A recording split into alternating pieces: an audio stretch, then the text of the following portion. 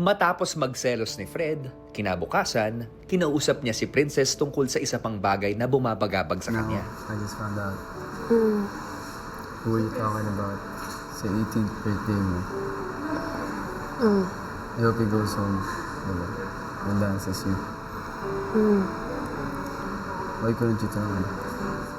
Bro, what do you mean? I already told you that. No. Kasi sabi ko, diba? Okay, so why are you bringing it up now? Because I just found out. Where? Basta. Just tell me, why couldn't you tell me? Because you never ask, and I don't think that I have to tell you that. Put yourself in my shoes. At that time, how would you feel? Of course, I wouldn't feel okay. Why couldn't you tell me? I don't know, I just don't want to tell you. Like you.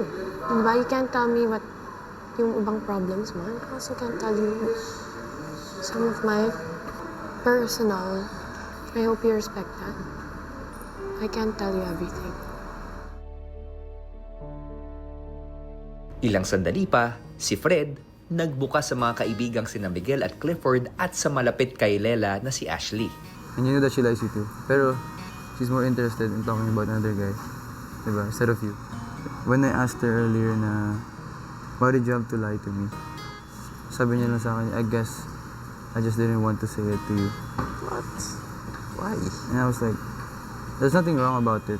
Wala talaga. So there's no point in why... Why, yun nga, why lie? I think, sabi niya, I mean, she told you daw na she's willing to tell you about that outside world because hindi pwede here. Tinanong ko lang siya kung anong label nila. Diba? Wala. I was like, Kasi yun pwede din ba yung, ako maganda? yun din yung mahirap eh. Kaya, Hindi mo alam if may karapatan kang magselos. And so parang sabi lang niya na gusto niya nga outside yeah. i-pursue. Tapos parang she really wants to focus here. Like here. What's in here. At the same time, ako din nahirapan para sa inyo pareho. Because like you guys like each other and ang hirap naman na i-stop like completely din yun. Yeah. Right now, give each other time ka para sa sarili nila. Because when they're both like ready and they know what they want, all How much saka sila You know mag-usap. what you want. Kasi paulit-ulit, iba-iba yung converses. He knows what he wants. She doesn't. She does. Yeah, Yeah. that's why. Maya-maya pa, kinuwento ni Ashley ang napag-usapan nila ni Fred. Concerned din yan, like, why did you have to lie in the first place about the ano? So, sabi ko naman, feeling ko kasi, hindi naman dahil yun para magsinungaling sa kanya, just because you're protecting someone. Sabi ko din naman, eventually she told you about it. Sabi ko, yun nga, sabi ko din na sabi mo sa kanya na he has to wait because you want to focus here. And he said he's willing to wait. So, yun lang yung problem niya is, he's unsure of how you feel towards him. And I don't think I'll ever be sure hanggat nandito ako. Nininaw ko sa kanya yan.